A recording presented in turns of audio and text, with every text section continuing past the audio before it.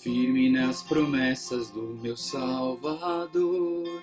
Cantarei louvores ao meu Criador, fico desfilando do seu amor, firme nas promessas de Jesus.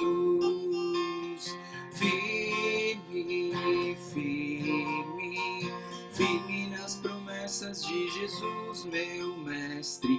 Firme, firme, sim, firme nas promessas de Jesus. Firme nas promessas, hei de não falhar. Quando as tempestades vêm me assolar, pelo verbo vivo hei de trabalhar. Firme nas promessas de Jesus. Firme, firme, firme nas promessas de Jesus, meu mestre. Firme, firme, sim, firme nas promessas de Jesus. Firme nas promessas, sempre vejo assim purificação no sangue para mim. Plena liberdade em Jesus sem fim. Firme nas promessas de Jesus. Firme, firme, firme nas promessas de Jesus, meu mestre. Firme, firme, sim, firme nas promessas de Jesus. Firme nas promessas do Senhor Jesus, em amor ligado com a sua cruz. Cada dia mais alegro-me na luz. Firme nas promessas de Jesus. Firme, firme, firme nas promessas de Jesus, meu mestre. Firme, firme, sim, firme nas promessas de Jesus. Senhor Deus, nós te agradecemos mais uma vez pela tua graça e o teu amor nas nossas vidas e queremos pedir que o Senhor nos ajude a manter-nos firmes, firmes contra as ciladas do inimigo, firmes contra os ataques do mundo, firmes contra a nossa luta diária, contra a nossa carne, Pai, contra o nosso velho homem. Nosso velho homem quer ressuscitar toda hora, Deus, mas nós queremos viver Jesus Cristo, nós queremos declarar que fomos crucificados com Jesus, que não vivemos mais por nós mesmos, mas nós vivemos pela fé em Cristo que morreu e se entregou por nós, Pai. Obrigado, Pai, pela tua graça, pela tua misericórdia que se renova a cada manhã. E apesar da nossa imperfeição, apesar da nossa carnalidade, apesar da nossa pecaminosidade, o Senhor ainda nos aceita perfeitamente do jeito que somos. E o Senhor, sempre que nos arrependemos do nosso pecado, o Senhor nos aceita de volta a essa aliança perfeita e eterna que o Senhor tem feito através de Jesus Cristo, Pai. É no nome do Senhor Jesus Cristo que nós oramos. Amém, Jesus.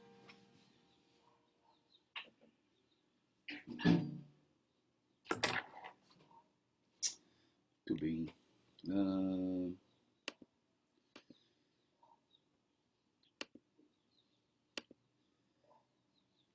A gente vai estar indo para a segunda parte de Efésios, então, e a segunda parte de Efésios ela é mais prática, né? E essa parte prática de Efésios, a primeira parte trabalhou muito a parte de conceitos, a parte de doutrina, trabalhou muito a questão da eleição, a questão da igreja como propósito, como unidade em Cristo, a plenitude de Deus na igreja, a redenção, a herança, né, a nova vida que nós temos em Jesus. Tudo isso foi trabalhado em Efésios, e uma coisa que eu gosto muito de Efésios é que Efésios ele mistura teologia com oração, e aí ele ainda termina com a parte prática, e depois ele ora de novo, que é a parte da oração na batalha espiritual, a oração pelos santos, né?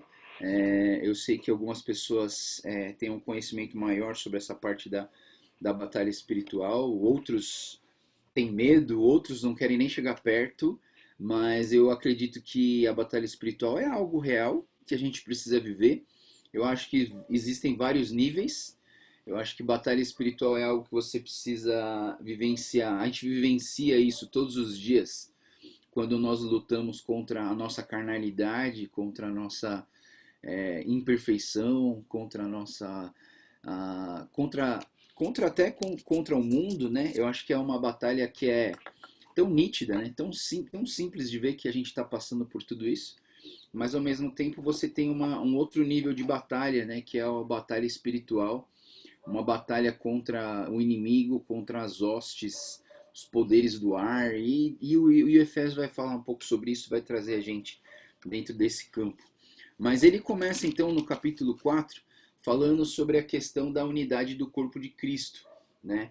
E quando ele começa, nesse versículo 1 ao 6, ele vai falar sobre o plano de Deus para uma vida fiel na igreja. Ele vai falar sobre a unidade do corpo. E não sei se você lembra que no primeiro bloco aqui de Efésios, Paulo falava sobre um mistério. Qual que é o mistério? Né? O mistério, o primeiro mistério era que os gentios iam fazer parte da promessa que Deus tinha dado para os judeus. O que é um mistério? Mistério é uma coisa que não está explícita, revelada para todas as pessoas. Por isso que é um mistério, né? A gente assiste um filme de mistério porque a gente quer ter aquela afliçãozinha de ai, meu Deus, o que vai acontecer, né? Então, isso é um mistério, né? O mistério é algo que está encoberto e que vai ser revelado, né? E para Paulo, ele está trabalhando nas suas cartas muito essa questão dos mistérios que são revelados. Mas a gente pensa assim, poxa, que mistério é esse, né? Quero saber, ainda não descobriram o mistério. Já descobriram, pessoal. Não precisa ficar preocupado em, ai, que mistério é esse, né? Será que o mistério é que eu preciso subir no monte para orar? Que eu preciso orar que nem sapatinho de fogo? Que eu preciso orar em línguas? Que eu preciso profetizar o futuro? Sei lá. Não, pessoal. O mistério ele é muito simples. O mistério é o que Paulo revela sobre as promessas aos gentios, as mesmas promessas que Deus fez ao seu povo em Israel, é a mesma promessa que ele faz para nós, que não somos judeus, que somos brasileiros, que somos japoneses, que somos coreanos, chineses, gregos, sei lá, todas as pessoas que não são judeus também fazem parte dessa promessa quando nós nos tornamos povo, quando nós reconhecemos esse Deus como Deus das nossas vidas. E o outro mistério que Paulo fala é o mistério da unidade do corpo. Porque antigamente não existia essa palavra igreja, né? A igreja não existia. Quando que a igreja passou a existir? A igreja passou a existir em Atos 2, quando as pessoas reunidas, elas receberam o Espírito Santo e desceu sobre elas o Espírito Santo e elas tiveram poder para ser testemunhas em Jerusalém, Judéia, Samaria, até os confins da terra. Então, assim, esse momento surgiu um mistério, que era uma coisa que não tinha sido revelada. Inclusive, Jesus, na sua ascensão, ele falou, aguardem que o Espírito Santo vai descer sobre vocês. Então, esse também é outro mistério. Então, quando Paulo fala da unidade de fé, ele está falando sobre um mistério. Então é uma coisa nova para eles, né? Para a gente já está vivendo o que ele chama de mistério, a gente já está vivendo faz tempo. Então não precisa ficar procurando mistérios na Bíblia, pessoal. A Bíblia não é mística no sentido de que tem um poder esotérico que a gente não consegue saber, que vem de não sei da onde e que vai fazer alguma... Não vai, pessoal. O mistério é simples. O mistério é as promessas de Deus para os gentios e o mistério é a unidade do corpo de Cristo, que é a igreja, encabeçado por Jesus Cristo nas nossas vidas, né? Então a unidade de fé, quando a gente fala da unidade de fé, Paulo ele começa dizendo assim, como prisioneiro do Senhor, rogo-lhes que vivam de maneira digna da vocação que receberam. Sejam completamente humildes, dóceis, sejam pacientes, suportando uns aos outros com amor, façam todo esforço para conservar a unidade do Espírito pelo vínculo da paz. Há um só corpo e um só Espírito, assim como a esperança pela qual vocês foram chamados é uma só. Há um só Senhor, uma só fé, um só batismo, um só Deus e Pai de todos, que é sobre todos e por meio de todos e em todos. Então, a primeira coisa que a gente vê aqui nesse mistério é que essa unidade, ela precisa de algumas características. A gente não vai conseguir viver a unidade simplesmente porque a gente quer ser unido, né? Então, assim, olha para uma família. A família deveria ser unida. A coisa mais simples do mundo é a família deveria ser unida. Agora, olha para as famílias. Olha para as famílias e eu pergunto para vocês, elas são unidas, né? Algumas até que são, né? Algumas famílias até que são, mas se você olhar para a maioria das famílias, você vai ver que é onde surgem os problemas mais graves. As pessoas se separam, as pessoas não se falam mais, você tem problema de irmãos, problema de pais com filhos, problemas de divórcio que divide a família, multiplica a família de uma maneira ruim, não de uma família de uma coisa boa. Aí depois de uma coisa boa gera uma coisa de uma coisa ruim, às vezes gera uma coisa boa, né? Então assim você tem várias implicações sobre a questão da unidade, né? E a igreja, aí você pensa assim, não, mas poxa, pastor Joel, a igreja é tão legal, né?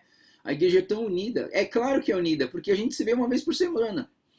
Põe essa galera para ficar todo dia junto, 24 horas para você ver, você vai ver o problema que dá, né? Então, assim, é interessante que a realidade da unidade, ela, na verdade, ela surge, a realidade de verdade da unidade surge na convivência uns com os outros.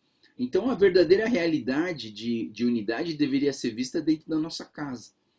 Então, quando você quer conhecer alguém, você não pergunta para o amigo dessa pessoa como ela é. Você pergunta para o marido dessa pessoa como ela é. Você entende? Porque a pessoa que conhece mesmo, ela é aquela que vive 24 horas com essa pessoa, né? Então, assim, é interessante a gente ver que quando Jesus, quando o Paulo, ele está falando sobre a unidade, quando Jesus tentava ensinar essa unidade para as pessoas em relação à videira verdadeira, permaneçam em mim, eu permanecer em vocês, ame o próximo como a ti mesmo. Paulo aqui em Coríntios ele fala, sejam dóceis, sejam humildes, sejam pacientes, suportem uns aos outros. Coisa que assim, que quando a gente lê, a gente fala assim, ai, graças a Deus que tudo isso eu tenho cumprido. Aí você está dando uma de jovem rico, verdade? A gente dá uma de jovem rico. A gente lê assim, sejam dóceis, sejam humildes, sejam pacientes, suportem. A gente começa a lembrar de todas as vezes na nossa vida que a gente foi doce com alguém, que a gente foi humilde com alguém, que a gente foi paciente com alguém, que a gente foi suportar. A gente nunca lembra de quando a gente não foi dócil, quando a gente não foi paciente, quando a gente não foi humilde, quando a gente não gostou do que ele fez, porque ele não fez do jeito que eu queria. Você entendeu? A gente não lembra disso. Quando a gente lê esses textos, a gente fala assim, ai, que bom que eu tô assim, meu pezinho tá lá no céu. Ai, que bom. Como as pessoas deviam ser igual eu, né? Então assim, eu penso, né, que quando você olha com os olhos carnais, você olha para isso e você só vê coisa boa dentro de você. E eu queria dizer uma coisa para vocês, que é avivamento. Avivamento é quando você lê um negócio desse e você fica triste. Quando você lê um negócio desse e você fica triste porque você não tem praticado isso aqui. As pessoas têm uma dificuldade gigantesca. Eu acho que a maior dificuldade do ser humano em viver o cristianismo é reconhecer o seu pecado. Porque a gente não consegue reconhecer que a gente tem pecado. E eu volto na história do jovem rico. O jovem rico foi até Jesus e falou assim, ô mestre, o que eu faço para herdar a vida eterna? Ele não foi lá para tomar uma bronca. Ele não foi lá para olhar para o que Jesus ia falar e falar assim, nossa, eu preciso corrigir algumas coisas na minha vida. Ele foi lá para receber confete. Ele foi lá para receber elogio de Jesus. E eu acho que muitos de nós, a gente vive assim, esperando o elogio das pessoas. Esperando que as pessoas falem uma coisa, poxa, esse aqui, nossa, esse aqui é demais, esse aqui é fantástico. Não tem ninguém igual esse aqui. Mas a gente deveria olhar para a palavra e ficar, assim, preocupado com nós mesmos. Preocupados no sentido de, sabe, quando você joga tênis, é interessante, né? Hoje em dia tem o tal do tira-teima, né? Que é assim, o cara duvida se a bola foi dentro ou foi fora, né? Aí o computador ajuda isso, porque o computador não erra, né? Aí o computador vai lá e faz o traçado da bola, aí vê aonde a bola pingou, e assim, se a bola tiver 99% fora e encostou na linha, é dentro. Você entende, pessoal? O que eu quero dizer com isso é que assim, se você faz quase tudo certo, mas é só com a minha esposa que eu sou ruim. Pessoal, você está errado. Você entende? Você entende que a gente às vezes vive a teologia do quase, né? E eu queria dizer para vocês que se você quase entrar no céu, desculpa, mas você vai para o inferno. Se você quase acertou, desculpa, mas você errou. Se você A teologia do quase é complicado, né, pessoal? Então, assim, e aí eu digo para vocês, quem aqui consegue, pela sua própria força, viver 100% correto? Quem aqui consegue, pela sua própria natureza humana, viver 100% em santidade? Então, por que você julga o seu próximo? Você entende? Então, por que a gente fica cobrando das pessoas uma perfeição que nem a gente consegue carregar? É isso que Jesus falava para os fariseus. Os fariseus, vocês são hipócritas. Como que vocês querem cobrar das pessoas que cumpram a lei se nem vocês conseguem cumprir a lei? E porque você cumpre 99% da lei, você não é digno de falar que para as outras pessoas que todas elas têm que cumprir a lei. Se a gente sabe que o ser humano não consegue pela sua própria força viver em santidade, nós não deveríamos cobrar dos outros também a mesma santidade, a mesma perfeição, né? Então é interessante que, então tudo isso aqui, sim, está sendo uma direção de Deus para Deus ensinar a gente a unidade. Mas eu vou dizer uma coisa para vocês. As pessoas levam pro 8 ou pro 80, né? Tem aquele negócio do 880. Então, às vezes as pessoas falam assim: já que eu não consigo, então desencana. Então deixa o carro na ladeira, não dá para frear, faz o que quiser. E é isso que tá errado, entendeu? A gente erra nesse momento quando a gente fala assim: então é Deus que vai fazer. Já que eu não consigo, então Deus que vai fazer. E aí você não faz mais nada. Não, pessoal, tem uma parte que você que faz. Quando Paulo está falando, sejam dóceis, humildes, pacientes, suportando uns aos outros, Paulo está falando assim, a gente precisa tentar, a gente precisa se esforçar. Inclusive o versículo 3, o que diz o versículo 3? O versículo 3, ele deixa bem claro, ele fala assim, olha, façam todo o esforço para conservar a unidade do Espírito pelo vínculo da paz. Então, se Paulo está falando para a gente fazer o esforço, existe a nossa parte em nos esforçar para viver a unidade. E aí, o Espírito Santo, se você depender dele, ele vai fazer o resto. E aí você vai conseguir uma vida perfeita. Por quê? Porque o meu esforço, mais a ação do Espírito através de mim, isso gera fruto de Deus. Gera o quê? Amor, bondade, amabilidade, benignidade, mansidão, domínio próprio. Todas essas coisas vão ser geradas quando eu me esforço e quando eu dependo totalmente do Espírito Santo para que o Espírito Santo possa dirigir e me dar forças para eu completar essa unidade no Espírito, no vínculo da fé. Daí ele fala assim, aí tem uma coisa aqui que ele fala um só, né? Ele fala um só corpo, Espírito, esperança, Senhor, fé, batismo, Deus e Pai. E aí essa questão de um só é muito interessante, né? Porque quando ele fala um só corpo, ele está remetendo ao começo da igreja. Onde começou a igreja? Atos 2, quando o Espírito Santo no Pentecostes desceu sobre os discípulos e aquelas 120 pessoas reunidas no cenáculo, o Espírito Santo desceu e aí eles se tornaram um. Eles viraram um corpo. Então a ideia de igreja não surgiu simplesmente, a igreja não surgiu quando Jesus falou para Pedro, Pedro, sobre essa pedra edificaria a minha igreja. Ali ainda não surgiu a igreja. Ali Jesus falou pela primeira vez a palavra igreja. Ninguém nunca tinha ouvido essa palavra igreja, né? E agora Jesus está falando sobre a igreja, mas a igreja começou quando? Em Atos capítulo 2, quando o Espírito Santo desce sobre as pessoas, e aí é interessante, porque aí se tornou um só corpo. Porque eram várias línguas, gentes de várias pessoas, vários lugares diferentes. E eles se uniram em um só corpo. Depois ele fala um só corpo e um só espírito. Por quê? Porque foi o Espírito Santo que desceu sobre eles e que gerou essa unidade. E se o Espírito Santo gerou a unidade, só existe um Espírito que faz isso. E esse Espírito Santo gerou a unidade para formar a igreja e trouxe para essa igreja uma única esperança. Por isso que nós temos uma esperança. Todos nós andamos e buscamos uma única esperança. Qual que é? A esperança da salvação, a esperança da vida eterna. É uma só esperança. Então formou-se o corpo por conta de um Espírito que nos deu uma esperança, adorando um só Senhor. Então nós temos um só Senhor. Abra sua Bíblia em Romanos capítulo 10, versículo 12.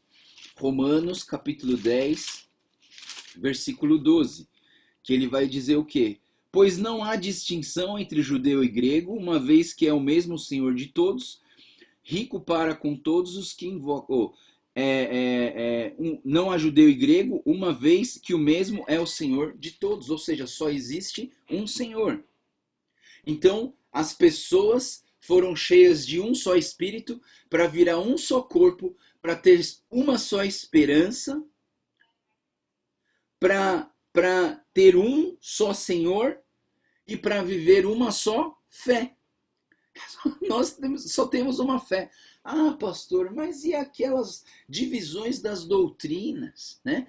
E aquele que acredita na eleição, e aquele que acredita na predestinação, aquele que acredita no livre-arbítrio, aquele que acredita nas manifestações do Espírito Santo, aqueles que acreditam... Nós temos uma só fé. Porque todas essas coisas, elas fazem parte de um mesmo livro, de uma mesma Bíblia. Você entende? O que nos difere não é se a sua doutrina é da santificação ou se a sua doutrina é baseada no batismo nas águas, mas o que nos difere é quando você coloca o seu fundamento sobre uma outra rocha. É quando lá em Gálatas Paulo fala assim, se você ouvir um outro evangelho que não é esse que a gente está pregando, e que ele seja anátema, que seja amaldiçoado, porque não é esse. Então, assim, você lê, se você tiver curiosidade para ler o Evangelho de Allan Kardec, você vai ver que aquilo ali não é Evangelho do Senhor Jesus. Não é o que Paulo escreveu, é o que o Allan Kardec escreveu. Se você for ler o Evangelho segundo Ellen White, da Adventista, você vai ver que aquilo ali tem coisa, é bem minucioso, mas tem coisa aqui que não foi Paulo que escreveu, não está aqui exatamente como a gente entende na Bíblia. Então, assim, cada pessoa, cada um pode escrever o seu próprio evangelho, fica à vontade. Mas, assim, para mim, o único evangelho que existe, a única fé que tem, é a fé em Jesus Cristo. Mas é como eu falei do elefante, lembra? Tem gente que olha só uma perspectiva do elefante, tem outra que olha só uma outra perspectiva do elefante, mas todo mundo está olhando para o mesmo elefante, né? Entende? Então, assim, eu não vou brigar com essas pessoas e defender o meu ponto de vista, dizendo que o elefante é um bicho que tem uma tromba enorme e uma orelha gigante, sendo que ele está falando que o elefante, não, é um quadril gigantesco com um rabinho pequenininho.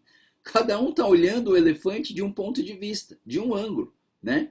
Então, assim, a doutrina da predestinação está certa? Tá. A doutrina do livre-arbítrio está certa? Tá. A doutrina de batizar nas águas os adultos conscientes está certa? Tá. A doutrina de batizar as crianças inconscientes por conta da decisão dos pais está certo? Tá. Então, se você... isso que o pastor Luiz Saião me ensinou. Ele falou assim, existe um programa no computador chamado Excel. E o Excel, ele é feito de planilhas. É como se na mesma tela, ou no mesmo computador, você tivesse várias páginas, uma atrás da outra. Então, numa das páginas está escrito assim, livre-arbítrio, você que decide, o destino você que determina, você nasceu puro, mas à medida que a gente cresce, a gente vai aglomerando pecado em nós. A segunda planilha está escrito assim, você é predestinado, você foi eleito, você foi escolhido antes da fundação do mundo.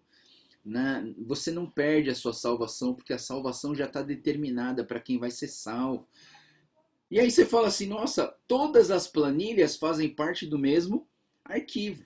Só que nós, seres humanos, não temos a capacidade de olhar todas as planilhas ao mesmo tempo. Mas Deus consegue. Porque todas essas planilhas são da palavra de Deus, são verdades do Senhor. Você entende, pessoal? Então, assim, por que eu vou brigar? Porque eu estou vendo a planilha 1 e você está olhando a planilha 2. Sendo que todas elas fazem parte do mesmo arquivo. Agora, se você pegar um outro arquivo escrito shintoísmo e falar assim, esse arquivo é o mesmo que esse. Não é. Não é. Entendeu? Se você pegar um outro arquivo chamado hinduísmo, chamado candomblé, e falar assim, não, dá pra misturar o candomblé com o catolicismo, sei lá, né, algumas pessoas fazem isso, assim, e eu fico pensando, não dá, simplesmente não dá, né?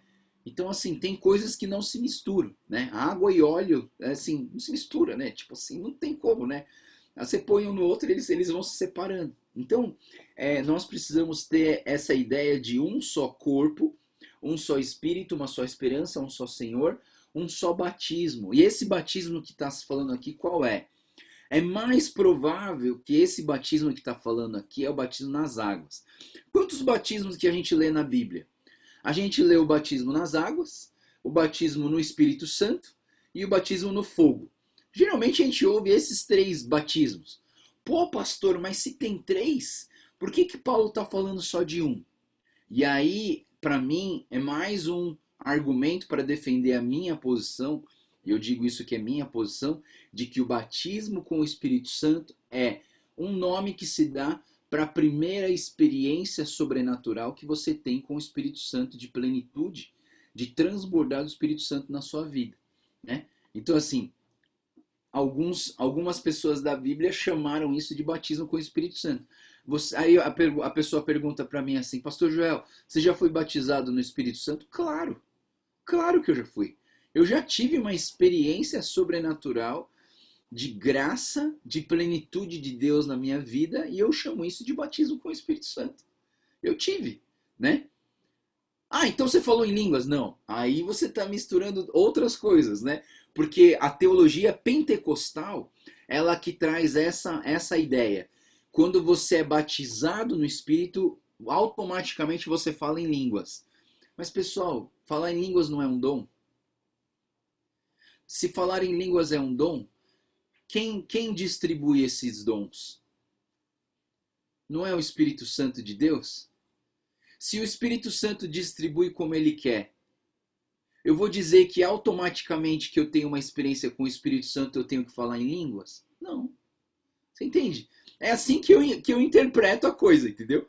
Então, assim, orar em línguas não significa que você, porque você orou em línguas, você tem que ter essa experiência de batismo com o Espírito Santo, né? Eu acho, assim, agora eu vou falar uma coisa para vocês.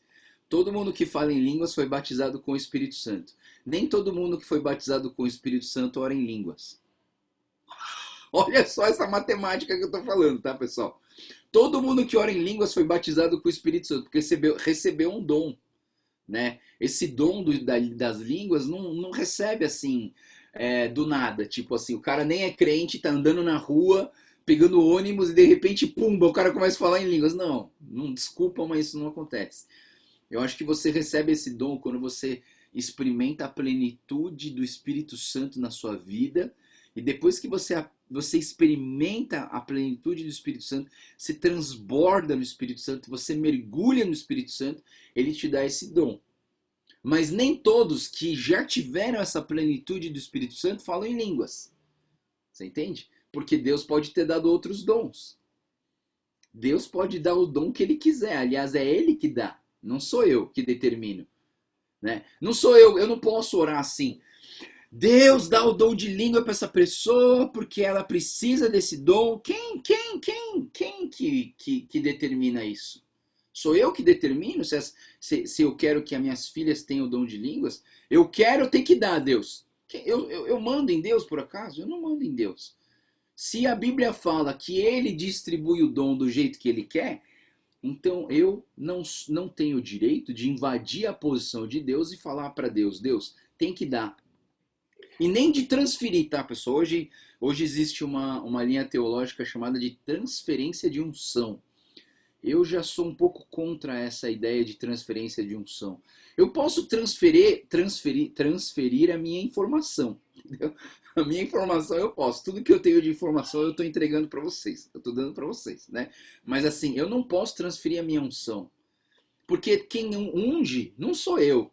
Quem unge é o Espírito Santo de Deus. Eu não posso pegar a minha unção e ficar dividindo, porque senão aí eu vou ficar mais fraco. Né? Eu vou ficar sem unção.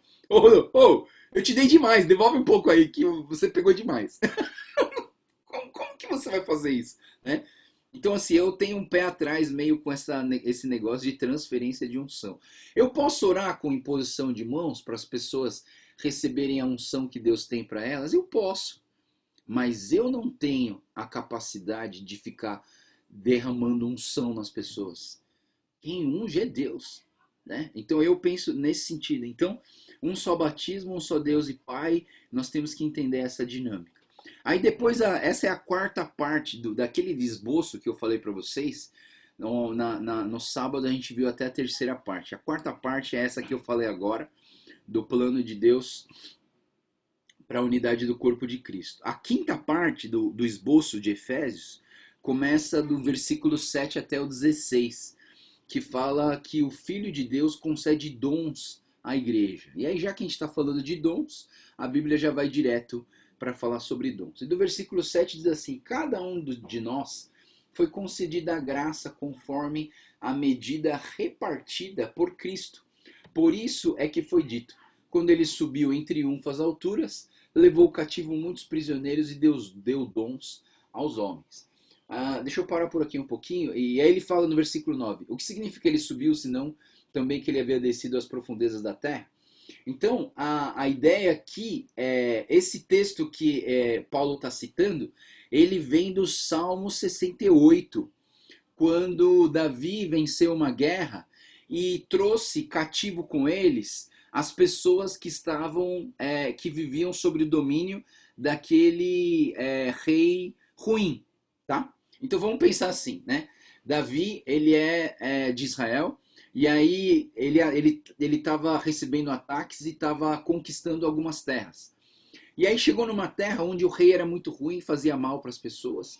E aí eles guerrearam contra esse povo. Davi ganhou a guerra, ele ficou feliz. Ele trouxe as pessoas para o povo dele. E assim, era natural no Velho Testamento que se um povo ganha do outro povo, todo povo que perdeu se torna escravo do povo que ganhou. Então, Davi trouxe cativo aquele povo para Israel, né? E os despojos, que é as recompensas de guerra, foram distribuídas para todas as pessoas, né? Então, vamos lá. Quando a Bíblia, então, ela fala assim que quando ele subiu em triunfo às alturas, levou cativo muitos prisioneiros, significa o quê? Quando Jesus ascendeu aos céus, ele fez com que o povo de Deus, que somos nós, nos tornássemos escravos do Senhor. Antes nós éramos escravos do pecado, mas agora nós somos escravos de Deus. Então, de uma certa maneira, você vai ser sempre escravo de alguma coisa. Ou você vai ser escravo do pecado, ou você vai ser escravo de Deus. Qual que você prefere? Eu prefiro ser escravo de Deus. Né? Então, nesse sentido, né, alguma coisa, nós como seres humanos, nós temos que estar debaixo de uma cobertura, né? E eu prefiro estar sobre a cobertura de Deus. Então, foi isso que aconteceu. Quando Jesus foi levado às alturas, ele levou consigo os cativos e muitos prisioneiros. Porque nós agora estamos sobre a guarda de Deus nas nossas vidas. Aí ele diz, e deu dons aos homens. Por que Deus deu dons aos homens? Deu os despojos para essas pessoas. Deu a capacidade para essas pessoas viverem uma nova realidade na vida delas. Então nós como cristãos, quando nós entregamos a nossa vida para o Senhor Jesus, nós recebemos dons e esses dons, eles são utilizados para que nós possamos viver essa unidade. E é por isso que ninguém aqui é igual um ao outro. Você entende, pessoal? Unidade não significa que nós temos que ser todos iguais. Unidade significa que cada um com dons diferentes, fazendo a sua parte, nós vivemos um corpo, né? Então, por exemplo, você vai jogar, brincar, fazer. Você já brincou de quebra-cabeça, né? Quebra-cabeça é uma coisa muito interessante. Às vezes, você tem peças no mesmo formato. Mas não é porque elas têm o mesmo formato que elas são iguais, porque o desenho é diferente, não é verdade? Você vai tentar colocar, mas o formato é esse, mas não interessa. Se o desenho está errado, o lugar dela não é aqui, né? Então você joga aquele quebra-cabeça na mesa e você começa a encaixar as coisas. Mas sempre que você vai buscar fazer o seu quebra-cabeça, você tem uma referência. Você não tem sempre uma referência? Que é o quadro já pronto, que está desenhado na caixa, não é verdade? Então você sempre olha para a referência. E lá na referência você vai olhando para a referência, tentando montar. Olhando para a referência, olhando para montar. Olhando para a referência, tentando montar. Pessoal, a caixa do quebra-cabeça é isso aqui, ó. É a Bíblia. A caixa está aqui, ó, é o padrão. Essa aqui é a nossa referência. E ela não vai mudar, né? É por isso que o quebra-cabeça não é uma imagem de vídeo. A imagem de vídeo muda toda hora, né? Imagina se o quebra-cabeça fosse uma imagem de vídeo e cada minuto você tivesse que mudar de figura. Não. A imagem de vídeo, a caixa do quebra-cabeça é uma figura estática. É uma fotografia que está lá. E aí, a partir daquela fotografia que não muda, aquela arvorezinha que tem na foto do quebra-cabeça não fica mudando de lugar. Ela não sai, vai para a direita, vai para a esquerda, né? Não. Ela é sempre a mesma. E aí, olhando para o padrão, olhando para a sua referência, você começa a montar o seu quebra-cabeça. Cada peça do quebra-cabeça é um de nós. E nenhuma peça de um quebra-cabeça é igual a outra. Porque nós temos, talvez o formato seja meio parecido, mas as cores são diferentes. E o lugar onde você vai ser encaixado é diferente. Então, pessoal, Paulo está falando aqui que nós precisamos pensar nessa ideia de que o corpo é composto de várias seres unicelulares, vamos dizer assim, que tem a sua função, né? Então, quando a gente estuda biologia, a gente percebe que as células do nosso corpo elas têm funções diferentes, né? Então, tem a célula do cérebro é diferente da célula do estômago, né? A função das células da epiderme, da primeira camada da pele, é diferente da camada da camada de pele de musculatura que tem no coração. E assim por diante. Cada membro ele tem uma função diferente.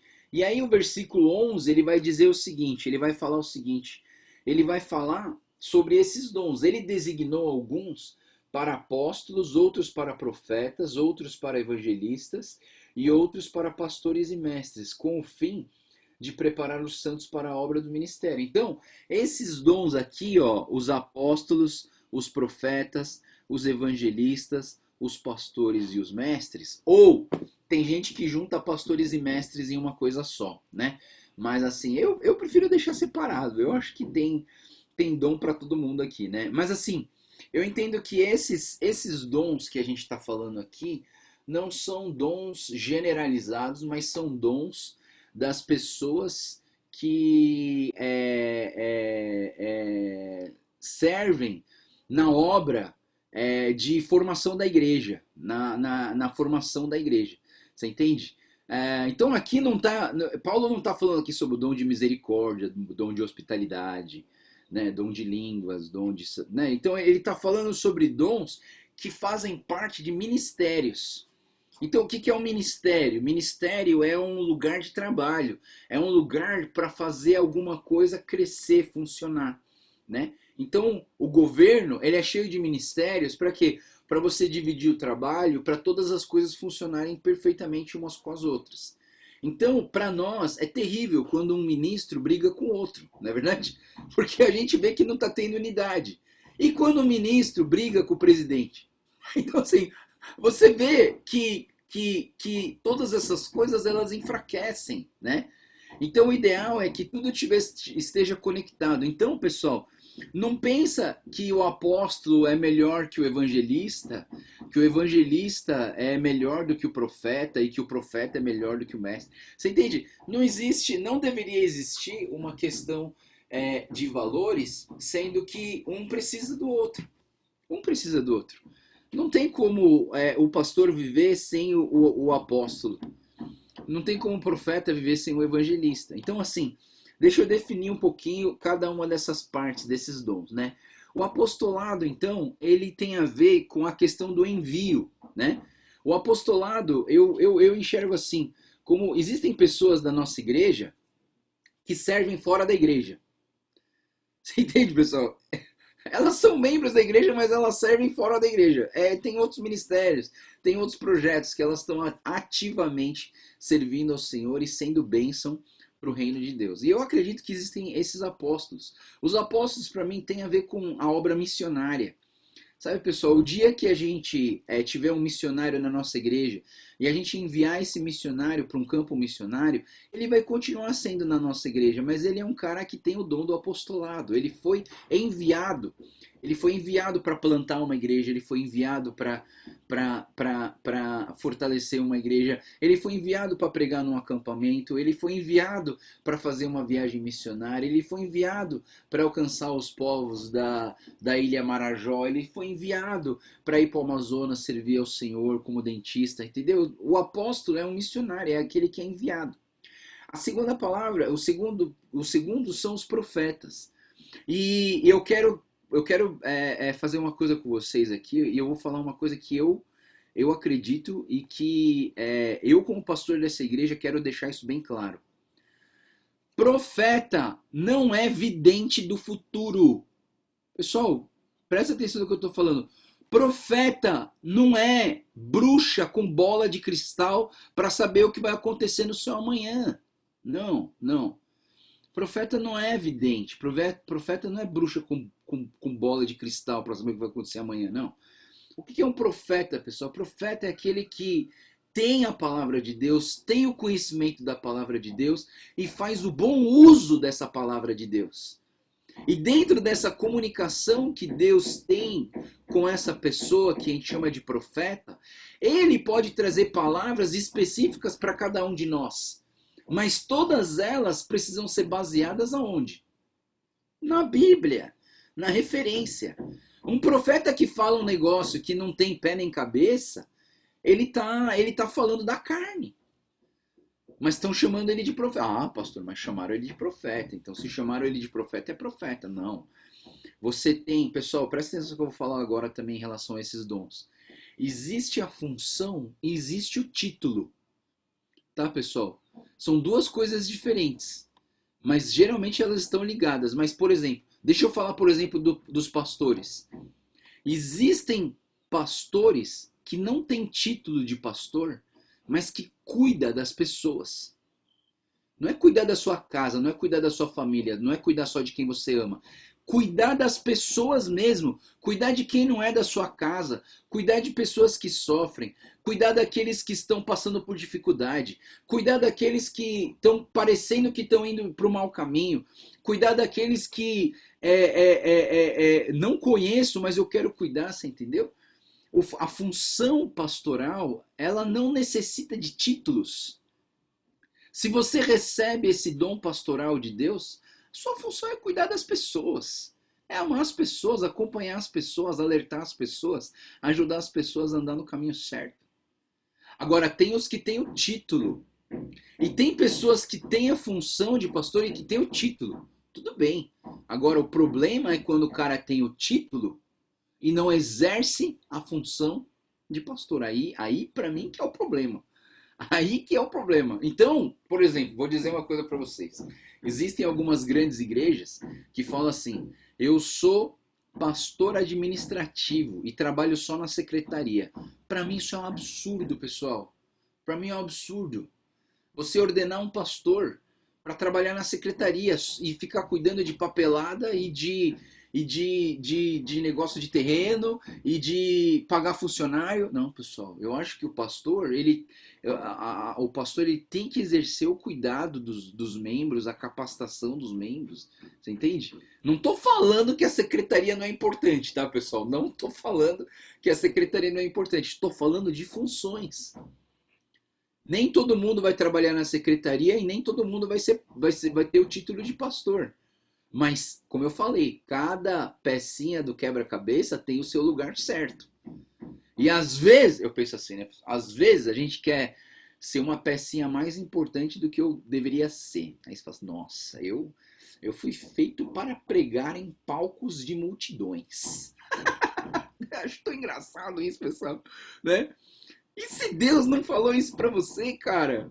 Se Deus não falou isso pra você, não é pra fazer, entendeu? Então, assim, cada um... Eu acho interessante quando... Você lembra quando Jesus falou assim? Que se você deixar a semente frutificar, ela vai produzir 100, 60, a 30, sabe, por um. Por que isso, pessoal? Porque cada um recebe uma semente e essa semente ela vai produzir dependendo da semente que ela recebeu. Se Deus te deu para produzir 30, fica feliz com 30. Não fica olhando para o cara que está produzindo 100 e fala assim, ah, não, quero ser igual que produz 100, não quero ser igual, quero produzir 30, fala sério, quero produzir 100, sabe? E o de 60 fala assim, ainda bem que eu não sou que nem o de 30. Você entende, pessoal? É isso que acontece. Algumas igrejas têm 4.000 membros. Algumas igrejas têm 50 membros. Algumas igrejas têm 300 membros. E aí a gente vai falar assim, eles não estão exercendo a função deles por causa do número? Não. De repente, a semente que ela recebeu, a direção que ela recebeu, era para cuidar de uma igreja de 40, 50 membros. Ponto final. Né? Então, assim, eu penso o seguinte, né? Que Deus dá o dom conforme a gente necessita. E agora, você pode pedir os melhores dons? A Bíblia fala, você pode pedir os melhores dons. É lógico que você pode pedir que Deus te dê, né? Mas assim, eu prefiro dizer o seguinte, Deus, me dá o dom que o corpo está precisando, né? Eu quero exercer o dom que o Senhor está precisando. Então tem o apóstolo, tem o profeta, que é esse que traz a palavra de Deus, tem os evangelistas. Os evangelistas, pessoal, são pessoas que alcançam as pessoas. São pessoas que trazem outras pessoas para perto de Jesus, né? Então a gente tem um casal na nossa igreja. Quando eu entrei na nossa igreja, esse casal trouxe quase 50% ou um pouco mais de todas as pessoas que estavam ali dentro da igreja. É o dom de evangelismo, entendeu?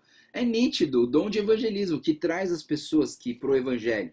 Você tem os pastores, como eu acabei de falar, aqueles que cuidam das pessoas, e os mestres, que são os professores, as pessoas que gostam de ensinar, né? E que tem tudo isso. Mas acompanha comigo o versículo 12. O versículo 12 vai dizer o quê? Todos esses dons têm um fim. Qual que é o fim?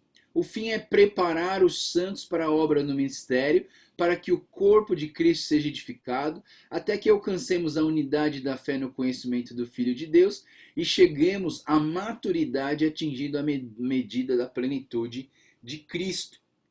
Então esse é o objetivo desses dons. Os dons, eles não são dados para você ficar famoso. Os dons não são dados para que você se sinta melhor. Os dons não são dados porque eu quero enriquecer com isso, não.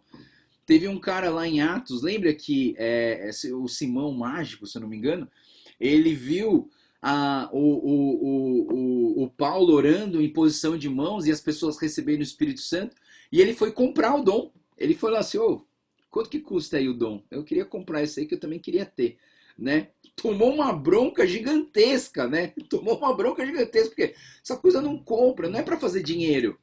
Você entende? Você não compra o dom para você fazer dinheiro. O dom você recebe para você abençoar o próximo. E aí eu vou falar mais uma coisa para vocês. Você sabe qual é a diferença de dom e talento? Né? Qual que é a diferença de dom e talento? Talento é uma coisa que você faz. Talento, por exemplo, você toca violão, é um talento. Você cozinha bem, é um talento, né? Tem um talento aqui de alguém que sabe fazer cupcakes do molde japonês. É perfeito. Não, cupcakes dessa mulher é fantástico. É o melhor que eu já comi na minha vida. Porque aprendeu e é um talento. Agora, eu vou dizer uma coisa para vocês. Quando o talento recebe poder do Espírito Santo para abençoar o próximo, isso se tornou um dom. Você entende? Então, o talento são coisas que a gente sabe fazer. O dom é algo que a gente sabe fazer, empoderado pelo Espírito Santo, para abençoar o meu próximo. Olha que legal, né? É a diferença de dom e talento. Por isso que a Bíblia fala dons e talentos, né? Por que significa dons e talentos? Significa que você precisa saber manusear as coisas, mas tem alguma coisa que você tem o dom, né? Então, por exemplo, quando você está na igreja, e aí você está lá na igreja e está faltando um professor de escola dominical, o que você vai falar? Deus, eu vou treinar, eu vou aprender a dar aula, eu vou pegar o curso de pedagogia de Jesus, e eu vou pegar esse curso de pedagogia de Jesus, eu vou aprender a dar aula e eu vou dar aula para as crianças. Isso é um talento. Aí você fala assim, não, desculpa, mas eu não tenho esse dom.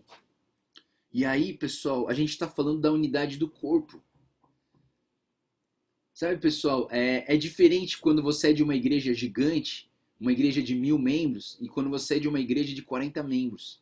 Sabe por quê? Porque numa igreja de 40 membros você precisa fazer tudo. Você recolhe oferta, você é o professor da escola dominical, você é o recepcionista, você prega e você toca na equipe de louvor. Agora, quando você vai numa igreja gigante, você fala assim, posso entrar na equipe de louvor? Desculpa, mas você precisa fazer uma audição para isso. Eu posso entrar na recepção? Desculpa, mas você precisa ter credenciais para isso. Posso ser professor de escola dominical? Você já fez seminário? Não, então não. Você entende? Então, quando você está numa igreja grande, você tem uma coisa mais departamentalizada. E, pessoal, vou dizer para vocês, à medida que a nossa igreja cresce, ela também vai ficando departamentalizada. Você entende? Então, hoje, nós somos uma igreja de meio que 200 membros. Né? Ainda um monte de gente faz um monte de coisa. Quando a gente for uma igreja de 500 membros, já não vai ser mais assim. É diferente o funcionamento de uma igreja de 500 membros com uma igreja de 100 membros. Né? É diferente a dinâmica. Né? Então a gente vai... Aí as pessoas vão começar... Não, porque antigamente eu fazia o cafezinho, a escola dominical, mas à medida que a igreja cresce, a gente vai fazendo menos coisa. À medida que a igreja cresce, a coisa vai andando para ela se organizar melhor, né? Ela precisa ter funções melhores. Então é isso que acontece com os dons. Os dons são para quê?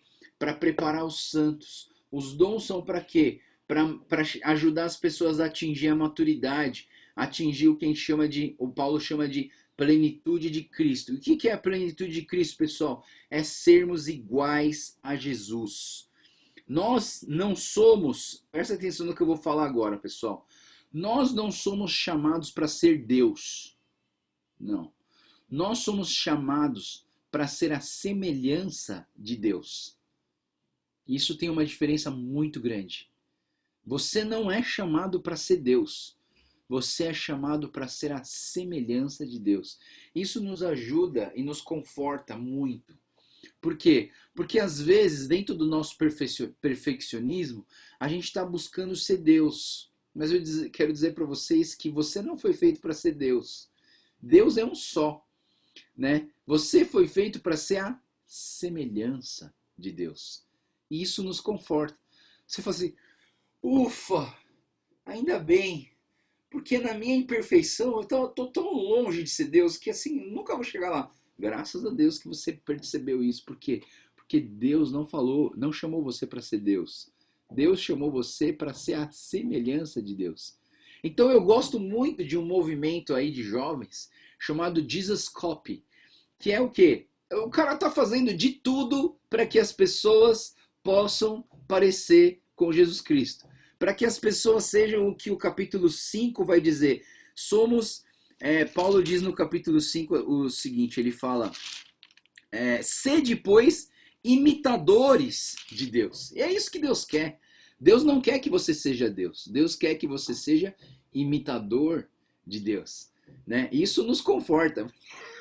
Se você está buscando ser Deus, meu Jesus, é muita coisa para nós, né? Então não, Deus está falando para nós sermos a imitação de Deus, a cópia de Deus. E aí, por isso que ele fala no versículo 17 até o 32, ele traz essa ideia do padrão de Deus e os princípios para os membros da igreja, né? Do versículo 17 de diante, ele vai falar sobre os procedimentos dos filhos da luz. Assim eu digo a vocês e no Senhor insisto, que não vivam mais como gentios que vivem na inutilidade dos seus pensamentos. Eles são obscurecidos no entendimento, separados da vida de Deus, por causa da ignorância em que estão devido ao endurecimento do seu coração. Tendo perdido toda a sensibilidade, eles se entregaram à depravação, cometendo toda altivez e espécie de impureza. Todavia, não foi isso que vocês aprenderam de Cristo. De fato, vocês ouviram falar dele e nele foram ensinados de acordo com a verdade que está em Jesus. Quanto à antiga maneira de viver, vocês foram ensinados a despir-se do velho homem e que corrompe por desejos enganosos, a serem renovados de modo de pensar e a revestir-se do novo homem criado para ser semelhante a Deus em justiça, em santidade e provenientes da verdade. Então aqui o Paulo está dando alguns conceitos importantes para nós vivermos a vida cristã na igreja. Né? Então ele está falando que nós temos que viver nós não podemos ser como os gentis, no sentido de que eles viviam sem Deus. Então muitos cristãos, pessoal, vou dizer para vocês, muitos cristãos vivem frequentando a igreja, mas vivem uma vida como se Deus não existisse. Como que eu sei que a pessoa vive como se Deus não existisse? A pessoa não ora, a pessoa não quer conhecer a palavra, a pessoa não pergunta as coisas para Deus antes de fazer as coisas. Ela vive como se Deus não existisse. Aí no domingo ela lembra, tem a igreja, é verdade. Nossa, domingo eu preciso assistir o culto. E aí ela lembra que existe um Deus. Depois que acaba o culto, a pessoa volta ao seu estado de ateísmo espiritual, ateísmo cristão, de viver como se Deus não existisse. E eu tô falando, pessoal, eu não tô falando de pouca gente não, pessoal. Eu tô falando de muita gente. São aquelas pessoas que enterram a Bíblia na gaveta e só procura ela no domingo de manhã antes de sair para o culto e bate na Bíblia para tirar o pó. Você entende, pessoal? É esse tipo de cristão. Existem muitos, mas existem muitos. E a gente tem que se policiar para não viver isso, né? Dessa forma inútil, né? É inútil você viver um cristianismo dessa maneira, como se Deus não existisse, né? A vida cristã não é só de domingo de manhã. A vida cristã é todos os dias. Mas domingo de manhã nós reunimos os nossos irmãos juntos em uma só voz, em uma só conexão, nós nos reunimos para ouvir a palavra, para receber uma direção do Senhor, uma direção para a nossa igreja, para onde que a gente vai, o que que a gente precisa fazer, como que a gente pode servir juntos para engrandecer o nome do nosso Senhor Jesus, né? Então tudo isso é importante. Versículo 18 fala que eles estão obscurecidos, separados da vida, e nós precisamos viver como se Deus realmente existisse para nós todos os dias. O versículo 19 ele fala: tendo perdido toda a sensibilidade, eles se entregaram à depravação. É o tal do já que, né? Já que eu errei, então assim, chega, né? Eu vou viver assim mesmo. Sabe, pessoal, é aquele problema do jejum. Você já fez jejum e quebrou o jejum sem querer? Né? Aí você tá no jejum, né? Você faz o compromisso. Aí você fala assim, não, eu não vou comer bolacha. Aí de repente você se vê automaticamente comendo bolacha. Você fala, ai, comi uma bolachinha. Agora já era. Aí você pega o pacote, arrebenta o pacote. Ah, já foi, né? Então vou destruir. Então assim, é isso que acontece quando você vive sem Deus, né? Então por conta de você ter cometido um pecado, você vai desistir de toda a sua vida cristã? Não, né? Errou, tudo bem, né? Eu lembro que na quaresma alguém falou, ai pastor, tava lá no cafezinho e eu sem querer peguei a comida e comi. Não tem problema, começa de novo. Não tem problema, Deus não vai anular o seu sacrifício porque você cometeu esse erro. Inclusive, Deus está acostumado com os nossos erros. E nós pedimos perdão e voltamos ao nosso estado inicial de aliança com Deus, não é verdade? Lembra? Ontem eu fiz uma pregação sobre aliança, né? E a aliança, ela foi feita, Deus fez aliança com quem? Com Jesus Cristo, que era perfeito. Então, se nós estamos em Jesus Cristo, nós estamos sempre voltando para a aliança perfeita que Deus tem com a humanidade. Porque nenhum de nós poderia fazer essa aliança perfeita com Deus, né?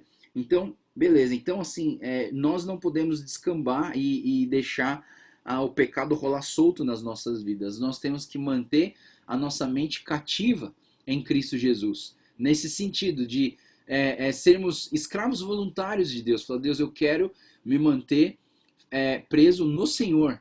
Preso debaixo da tua cobertura, Deus. Me ajuda a viver dessa maneira.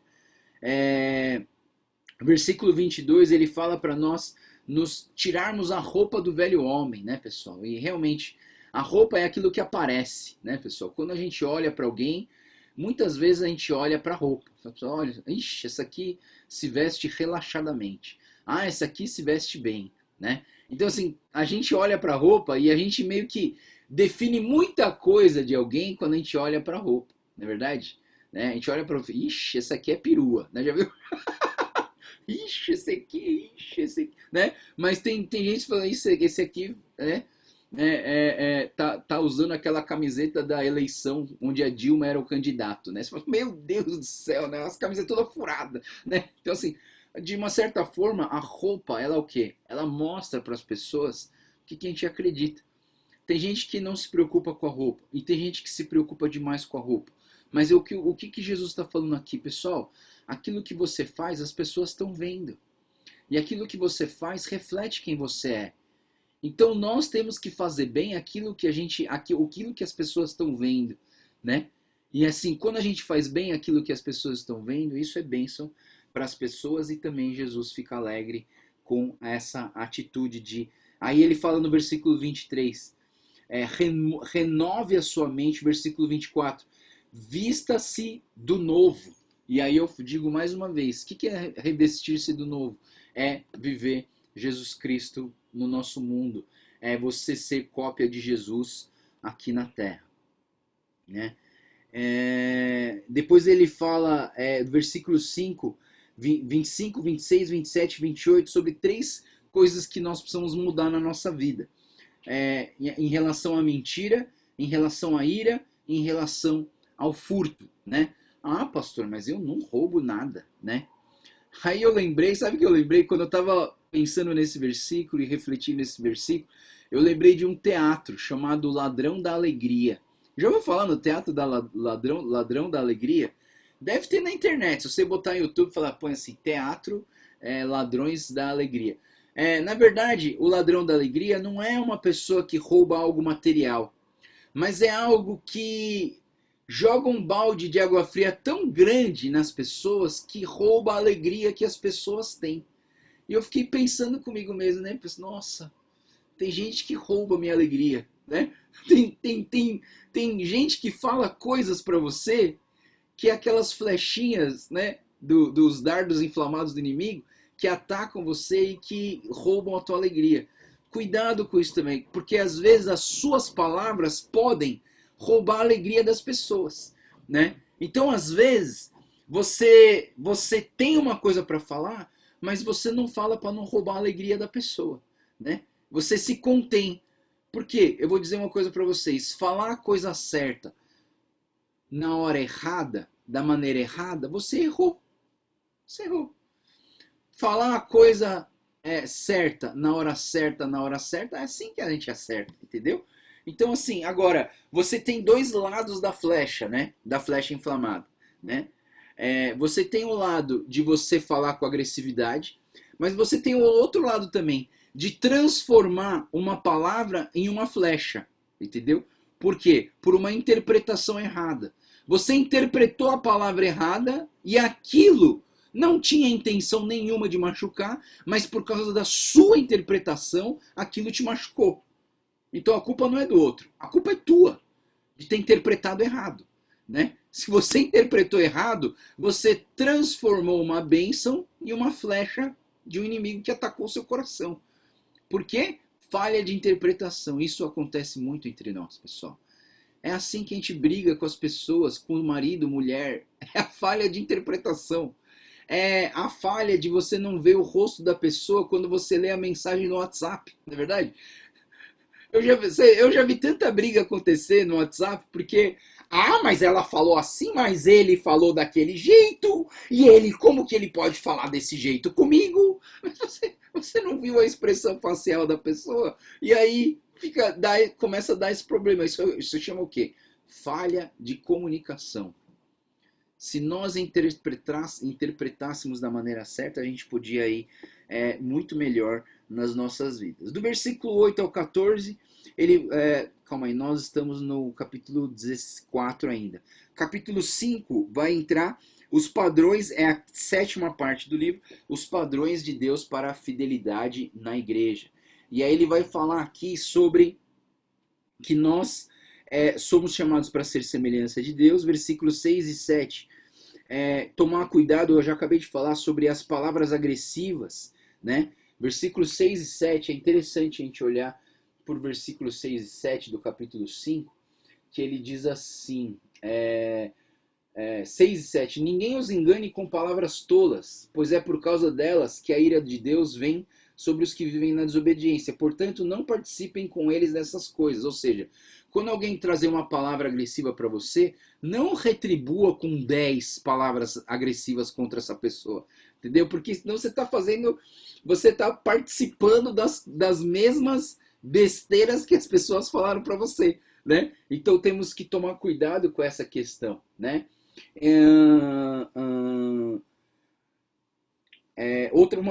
Uma coisa que o versículo 10 fala que eu acho super importante, ele diz assim, aprendam a discernir o que é agradável ao Senhor.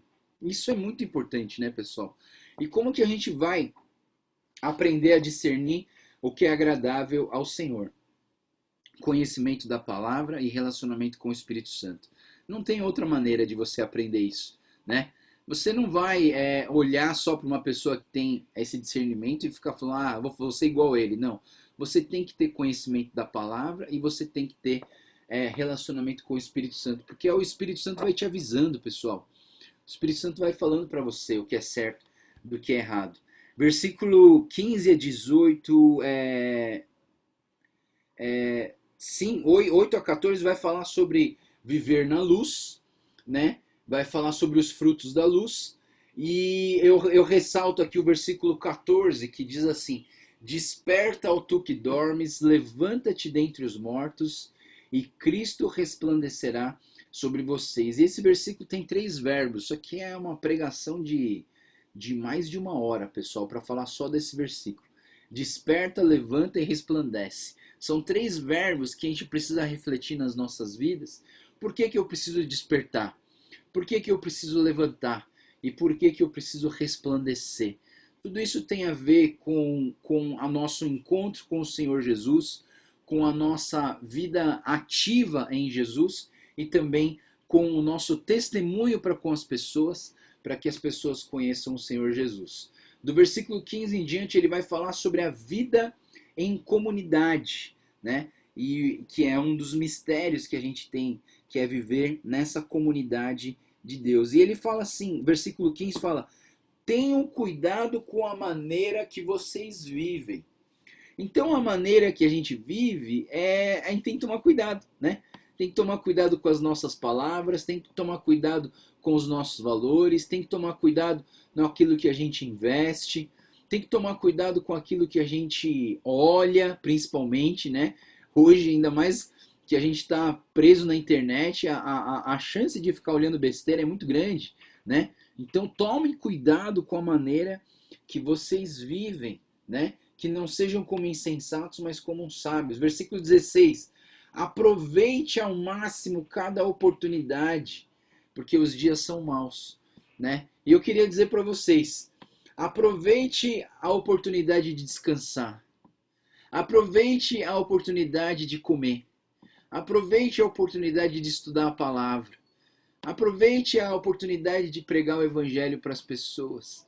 Aproveite a oportunidade de orar pelas pessoas, né? Então é muito importante da gente aproveitar esses momentos e usar esses momentos como coisas com sabedoria. Versículo 18 até o 21, então ele vai falar sobre sermos cheios do Espírito Santo. E ele fala assim, portanto, versículo 18, não se embriaguem com vinho ao qual leva a libertinagem, mas deixem-se encher pelo Espírito Santo. Esse versículo aqui, pessoal, ele me prova uma coisa no meu, na convicção da minha vida, tá, pessoal? Eu vou dizer uma coisa para vocês. Beber bebida alcoólica é certo ou errado, né? E aí eu penso assim, a palavra de Deus não está falando assim, não bebam vinho, mas sejam cheios do Espírito Santo. Mas a Bíblia está falando assim, não se embriaguem com vinho. Ou seja, beber um pouquinho de vinho faz parte? Ou pode? Pode. Se você quiser, pode, né? Mas às vezes você não o faz, por quê? Para não escandalizar os outros irmãos. Então assim, eu na Bíblia eu entendo, pode, mas por que eu não faço? Para não escandalizar os outros irmãos, né? Eu não faço para não escandalizar os outros irmãos. Agora, é por isso que eu sempre digo, né, pessoal?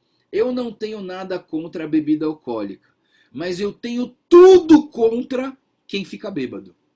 Tudo contra quem fica bêbado. Por quê? Porque você está quebrando aquela questão do domínio próprio. Uma pessoa bêbada não sabe o que fala, não sabe o que faz, né? É horrível. Uma pessoa bêbada é horrível, pessoal. Eu acho assim tão feio, mas tão feio, mas tão feio. A pessoa vomita, a pessoa fica andando, cambaleando, né? É terrível, né? Então assim, eu penso nesse sentido, né? Que da mesma forma que uma pessoa experimenta o embriagar-se de álcool, perdendo o controle de si mesmo, assim, não no sentido negativo, mas talvez no sentido positivo, onde a gente pense que ele fala assim, deixem-se encher pelo Espírito Santo. Nós deveríamos beber do Espírito Santo ao ponto do Espírito Santo controlar as nossas vidas, né? Não no sentido de perder o controle, sabe, pessoal? Por isso que eu não sou muito a favor das quedas no Espírito. A pessoa fala que foi cheia do Espírito Santo, cai no chão, fica tremendo lá, né? E fica lá no chão largada. Cadê o domínio próprio? Será que o nosso Espírito Santo está indo contra a questão de você controlar o seu próprio corpo? Você entende, pessoal? Então, eu não gosto, né? Então, por exemplo, eu estava pregando num acampamento, aí um jovem, assim, eu estava, sabe aquelas horas que eu estou pregando, eu começo a me empolgar, começo a falar mais alto? Vocês sabem disso, né? Aí eu tava lá pregando na minha impetuosidade de querer trazer a mensagem, assim, de repente um cara cai no chão, no meio do culto. Aí eu fui lá, peguei o cara, levantei, falei assim, meu irmão, acorda, senta na cadeira e ouve a palavra de Deus. Não precisa fazer isso. senta na cadeira e ouve a palavra de Deus. Então, assim, eu mesmo fui lá e levantei o cara, né? Outra pessoa poderia falar, nossa, que espiritual, ele caiu no Espírito Santo. Não, eu fui lá e levantei o cara, falei, senta e ouve a palavra. Voltei pro púlpito e continuei a pregar, né? Então, assim, claro que se eu for pregar numa igreja pentecostal e isso acontecer, eu não vou ficar chegando lá na igreja dos outros e ficar falando assim, levanta aí, levanta aí. Claro que não, né, pessoal? Se a igreja é deles e a cultura que eles plantaram na igreja deles é essa, deixa eles fazerem desse jeito, né? Eu só não quero julgar a vida deles e ficar condenando eles dentro da casa deles, né? Nós somos irmãos em Cristo, nós cremos na mesma palavra. Existem algumas coisas que eles fazem e que eu não faço na minha igreja. Existem coisas que eu não faço na minha igreja que eles não fazem, eles não vêm para minha igreja fazer, né? Então, assim, a gente se respeita nesse sentido. Cada um tem a sua casa. E aí, quando a gente entra na casa de alguém, a gente não segue as regras da casa que a gente entrou? Segue, não é verdade? Por uma simples questão de educação, não é verdade? Nós somos educados para isso, né? Se você vai entrar numa casa e essa casa todo mundo tira o sapato para entrar na sua casa, você vai fazer o quê? Eu não tiro o meu sapato na minha casa, então aqui eu também não vou tirar. Não, mas você não está na tua casa, camarada. Você está na casa dos outros. Se nessa casa as pessoas tiram o sapato para entrar, você também tira o sapato e entra. Você entende? Né? A gente sempre segue essas regras, né? Então é nesse sentido que a gente precisa pensar em viver cheios do Espírito Santo. Deixa o Espírito Santo guiar as suas vidas. E é interessante que ele chega num momento do versículo 21, falando do Espírito Santo, que nós, para sermos cheios do Espírito Santo, falando em salmos, cantando e louvando e dando graça, são coisas que fazem a gente estar cheio do Espírito Santo. Versículo 21 deveria estar ligado à questão dos maridos e esposas, né? Mas o versículo 21 diz assim: sujeitem-se uns aos outros por temor de Cristo. E aí começa o texto chamado deveres conjugais, né, das pessoas que são casadas. E aí nesse texto aqui, aliás, eu preguei esse texto ontem, porque ontem, depois do nosso culto, eu fui fazer um casamento. À 1 da tarde eu estava fazendo o casamento, pessoal. E eu tive que conduzir o casamento inteiro, né? Inclusive ontem eu estava super cansado. Depois do nosso culto eu fui fazer um casamento. E o casamento era da minha igreja, era da igreja da saúde. Mas como os pastores lá estão meio de idade e não podiam ir no presencial para fazer esse casamento, daí a noiva pediu se eu podia fazer o casamento para ela. Aí eu fui lá fazer o casamento para ela porque eu conheço essa menina desde que ela tinha 14 anos. Eu vi ela entregou a vida dela para Jesus numa pregação minha. Ela foi cheia do Espírito Santo numa pregação minha. Ela estava comigo quando ela foi a primeira vez monitora do acampamento. E até hoje ela tem acompanhado tudo isso, todos os movimentos que eu vou, ela tá junto, né? E ela falou assim: eu queria muito que você fizesse o meu casamento. Aí eu fui lá fazer e eu falei sobre isso. E é interessante, né, pessoal, que uma coisa interessante que a gente entende nesse texto aqui, né? A gente sempre tem esse problema. Por quê? As mulheres falam assim: por que eu tenho que ser submissa ao meu marido, né? E aí eu penso, né, pessoal, que você prefere ser submisso ao seu marido, alguém, ou você prefere dar a sua vida por alguém, né? Porque aqui fala assim, olha, mulheres, sejam submissos, e fala assim, marido, dê a sua vida pela sua esposa. Agora, não vamos entrar no mérito aqui, qual marido aqui que não está cumprindo com essa promessa, senão a gente vai ter um problema grande aqui, né?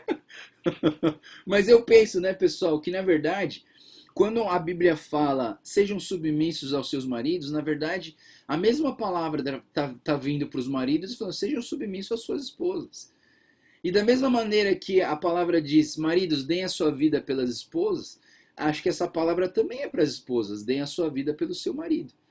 E aí eu entendo o seguinte, pessoal, olhando para esse texto, eu chego numa conclusão. O que realmente está falando esse texto é o seguinte: submissão mais amor sacrificial significa compromisso em aliança. Nós precisamos ter um compromisso. Pessoal, eu falei ontem no casamento, eu falei assim, apenas o amor não é suficiente. Você não casa só porque você ama, não é verdade? Você ama um monte de gente, mas você não casa só porque você ama essa pessoa. Você casa porque você ama, porque você se submete e isso significa compromisso. Por que que eu não vou me divorciar dessa pessoa? Mesmo que eu não gosto mais, mesmo que eu tenha um monte de desavenças com essa pessoa, eu não concordo com essa pessoa. Por que que eu continuo casado com essa pessoa? Por causa do compromisso. Lembra dos votos que você fez no dia do seu casamento. É muito importante, pessoal. Pega aqueles votos que você falou para o seu cônjuge no dia do casamento e faz um quadro e pendura na tua casa. Porque é isso que vai manter o teu casamento em pé. Porque às vezes a gente acorda e a gente não tá com vontade de amar, de estar com carinho. Principalmente eu penso assim, né? As mulheres sofrem o problema hormonal, na verdade. E o hormônio às vezes ele varia, né? Bastante, né? A menopausa, sei lá. Aí você chega. Tem momentos na vida do crente ou da pessoa normal que ela não tá cheia de carinhos e amores. Não tá. Mas é por isso que eu vou terminar o meu casamento? Não. Eu não termino o meu casamento porque é o meu compromisso. Eu fiz um compromisso com essa pessoa, eu fiz um voto. Eu prometi para essa pessoa que eu ia estar do lado dela na alegria e na tristeza, na saúde e na doença. Na pandemia ou sem pandemia. No presencial ou no online. Você entende, pessoal? Eu fiz um compromisso. E é esse compromisso que a gente faz com Jesus através da igreja, né? Nós precisamos entender essa dinâmica, né? Então não deixe de guardar essa palavra compromisso, né? Aí a gente tem aqui, depois ele vai falar sobre, no capítulo 6 ele começa falando sobre os pais e os filhos. E aí ele fala assim, filhos, obedeçam seus pais. Eu pergunto para vocês, até quando que você obedece seus pais? E eu vou dizer uma coisa para vocês, até casar. Porque depois que você casar, você continua sendo filho? Continua. Mas você agora é o dono da sua família. Você é o chefe da sua família. Então eu penso o seguinte: obedeçam os seus pais. Por isso que é interessante, pessoal. Pensa comigo. Quando você lê esse versículo do capítulo 6, ele fala assim: filhos, obedeçam os seus pais. Depois ele fala: honra teu pai e tua mãe.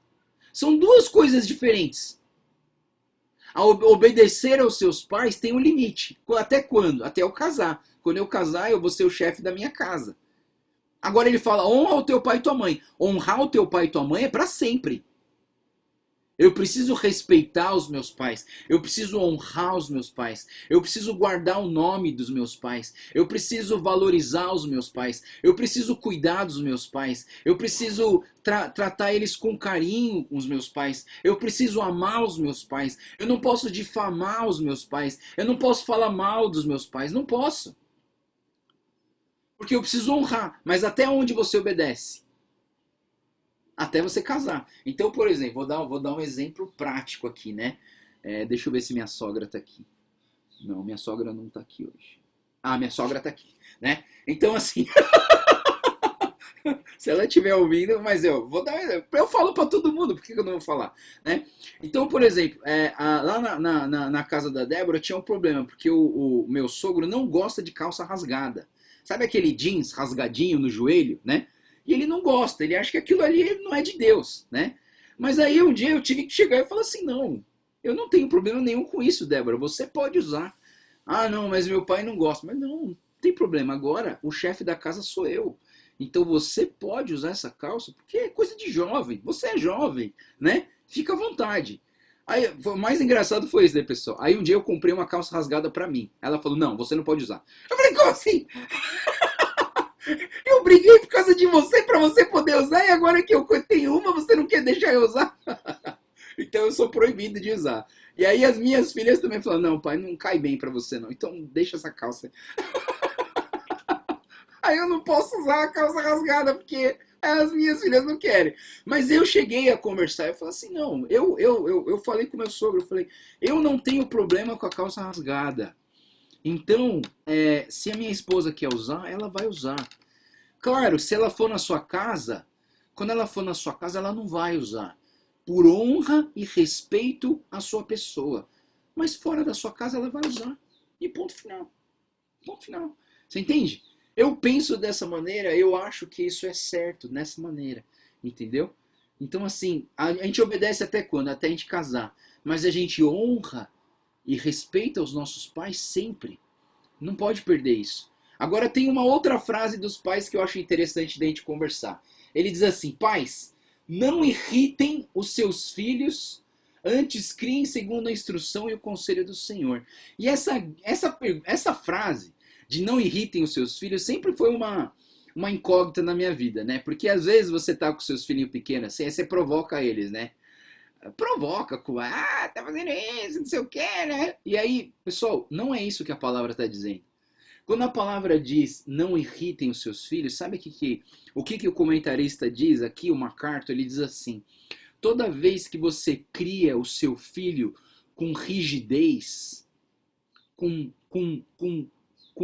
exigências perfeccionistas, você tem que tirar nota 10 toda hora, com repreensões atrás de repreensões, sendo ditador com seus filhos, você está irritando eles, pessoal. E eu vou dizer uma coisa para vocês: se você plantar isso nos seus filhos, depois que eles crescerem, você vai colher tudo isso de volta. Eles não vão querer estar perto de você. Eles não vão ter prazer de estar perto de você. Então, o que ele está falando aqui, não irrite os seus filhos, trate eles como Jesus trata você. Jesus trata você com amor. Jesus te aceita nas suas imperfeições. Jesus quer estar perto de você. Jesus quer encher seu coração de alegria. Jesus não rouba a sua alegria. Jesus te dá alegria. Jesus te abraça.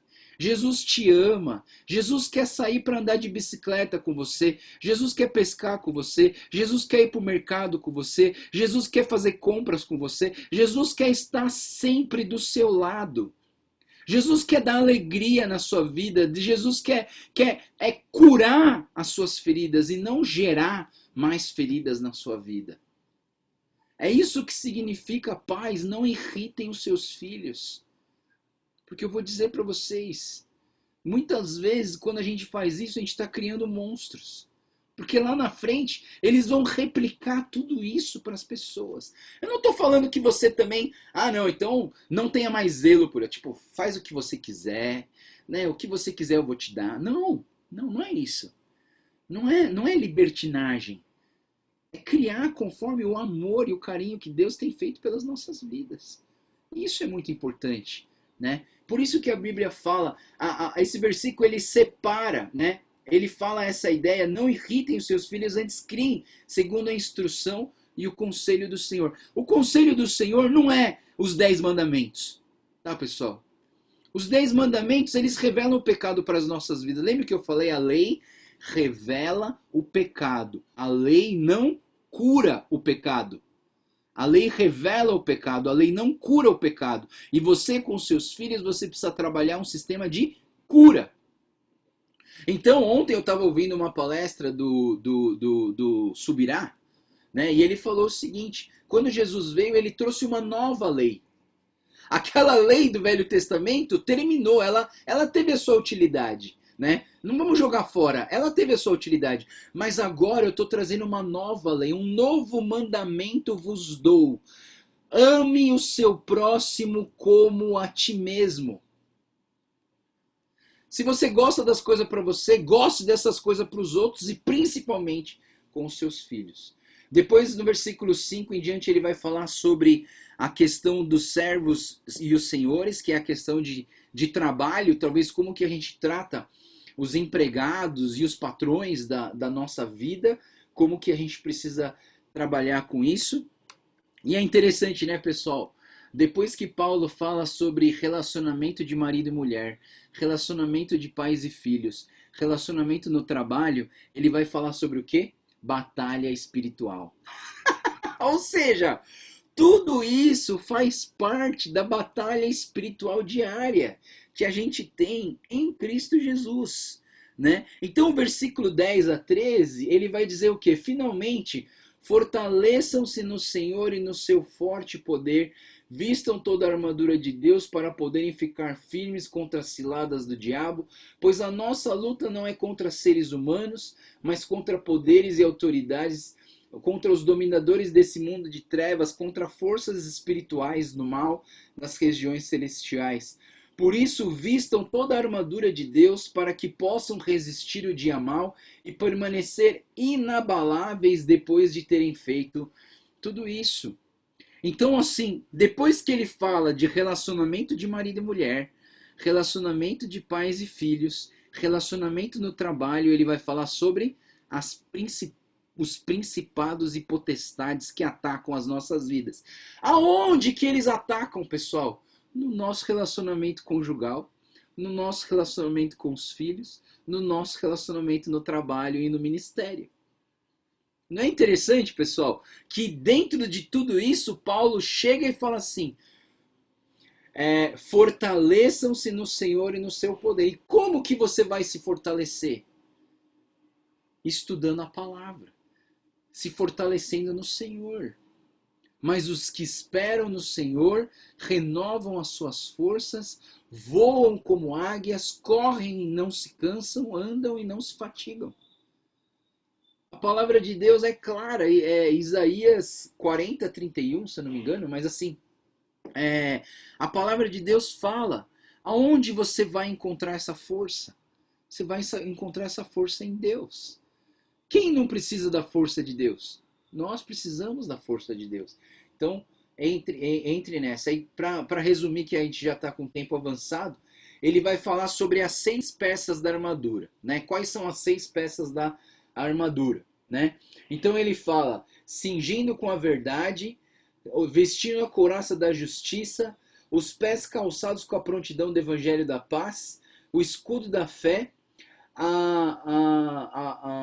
o capacete da salvação e a espada do Espírito. Né? Então são essas 6 peças da armadura, e eu vou dizer uma coisa para vocês muito interessante, pessoal. Quando você vai no grego e você lê essa palavra armadura, essa armadura que Paulo está falando aqui, não é a armadura das pessoas que usam para ir para a guerra. Como assim, pastor? Não existe uma armadura que é uma armadura que, por exemplo, os generais usam.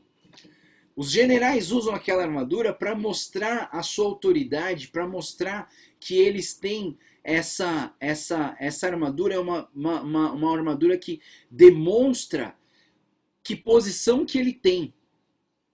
Existe uma outra armadura que é a armadura de guerra, né? E aí ele vai com essa armadura e vai lutar, tal, e ela vai ajudar a não penetrar as flechas, tal, assim. Mas o que acontece?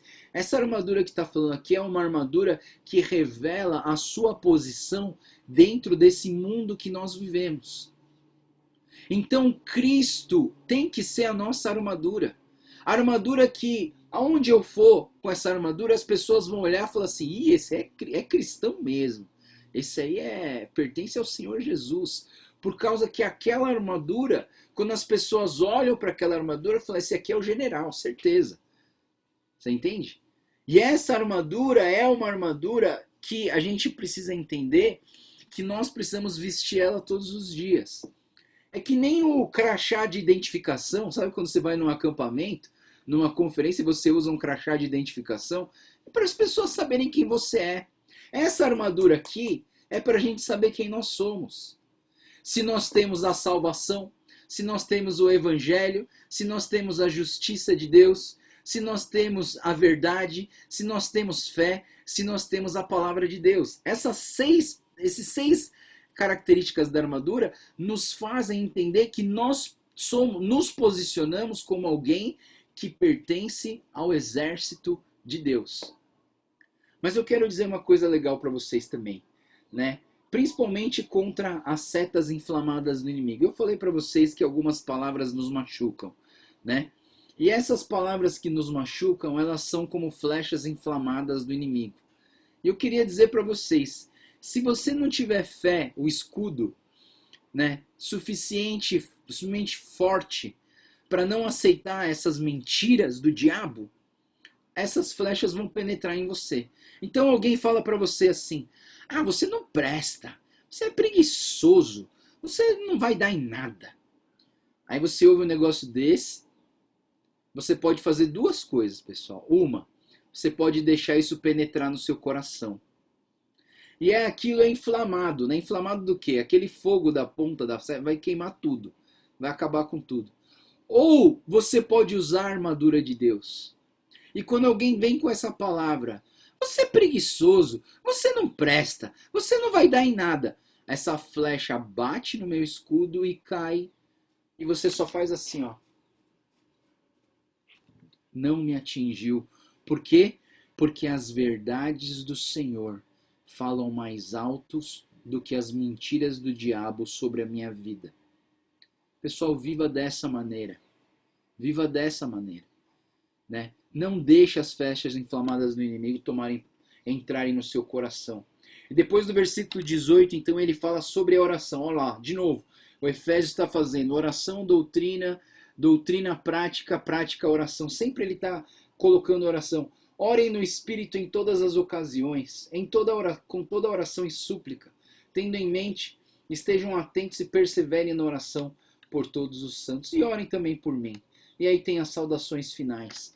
Né? Então é importante a gente viver essa vida de oração, porque sem a oração não tem como a gente sobreviver nessa luta, nessa batalha diária que é viver a vida cristã. A vida cristã é uma vida muito emocionante, né, pessoal? Muito emocionante.